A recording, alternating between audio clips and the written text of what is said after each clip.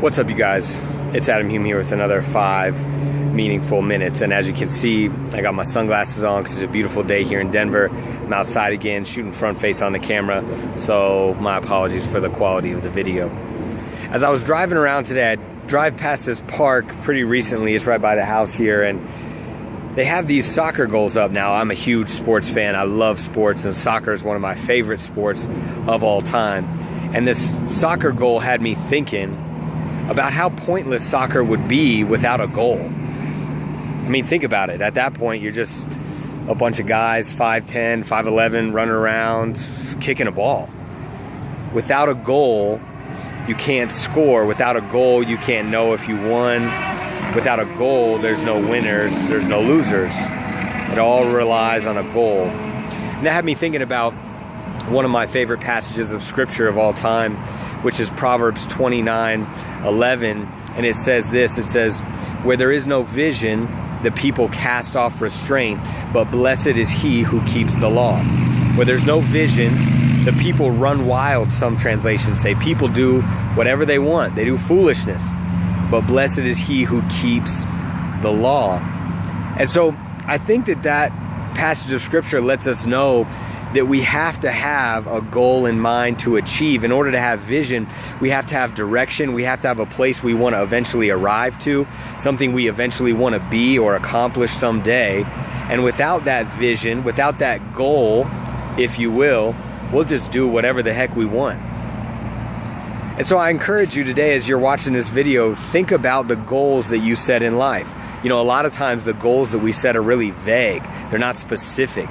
And because of that, it's really difficult to achieve those goals, or to celebrate when we do achieve those goals, or to feel like we're winning at all. Let's say you have the goal in your life of wanting to save money. A lot of people say, man, I got to get better at saving money. Well, I mean, that's a good idea, but it's not a goal unless you set an amount or how much you're going to save every week. So instead of, man, I want to save money, how about I want to save $1,000? How about I want to save $100 every week? How about I want to take 10% of my paycheck and I want to save that? That's a goal. That's something you can know that you're succeeding at. A lot of people say, man, you know, I want to grow. I want to grow my giftings, or man, I want to grow and grow personally. Well, that's a great idea, but there's no goal. And with no goal, you're probably not going to accomplish that. And so what could a goal be if you want to grow yourself personally? Maybe you want to read a book a month. Maybe you want to read a book every 2 months. Maybe you want to attend some class or seminar once every quarter that's going to benefit your life. You see, that's a goal. That's something specific, and you can know when you reach it. Let's say you want to get healthy. A lot of people say, oh man, I'm out of shape. I got to get in shape. Oh man, I got to get healthy. Well, that's a great idea, but it's not a goal until you put some specifics there. Like, man, if you want to get healthy, does that mean you're going to eat a certain type of food this many times a week? Does that mean that you're not going to eat over this many calories? Does that mean that you're going to go to the gym 3-4 times a week? What is the specific goal? A lot of people say, man, I want to grow relationally. Man, I want more friends. That's a great idea.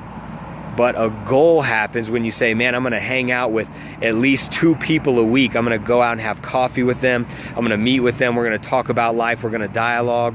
Or, man, you know, once a month I'm going to get together with all these people and we're going to hang out. We're going to have a good time. That's a goal, and that's a way to increase your friendships and your relationships. But there has to be a goal there. Otherwise, you'll probably never accomplish it. What about spiritually? A lot of people say, man, I want to grow spiritually. Man, I want to make sure that things are good between me and God. Well, hey, that's a great idea. But unless you set a goal of maybe saying, man, I want to spend, 20 minutes reading the Word and praying every day. Man, I want to make sure I'm attending my regular church services, getting plugged into a small group, attending those things once a week. And unless you have a goal, you're probably just going to run wild. How foolish would it be to play soccer without a goal? But how foolish it is for us to have a whole bunch of great ideas about our life without attaching a goal to it to make sure that we win, to make sure we know when we're succeeding. So, hey, thanks for watching these 5 meaningful minutes. They're doing something with the sprinklers here, so I better get off this field.